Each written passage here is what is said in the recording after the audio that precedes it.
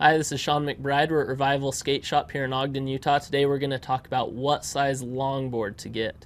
It really depends on what kind of longboarding you'll be doing. If you'd like to do big hills and gain speed, you're going to need a long longboard.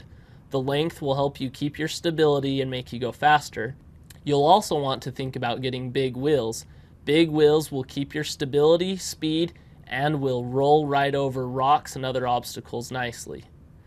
If you're planning on doing tricks and sliding on a longboard, you're going to want a shorter longboard that's more responsive. It needs to be able to turn quickly, go where you want it to go, and the board should have some kind of concave for your feet. This concave will allow you to do slides nicely. Again, when doing slides on a longboard, you're going to want the right type of wheels. You're going to want a wheel that is hard and can easily slide.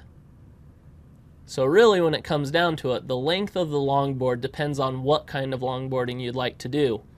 Speed and hills, you're going to want something long. Tricks and freestyle, you'll use something a little bit shorter. And that's how you choose what size longboard to get.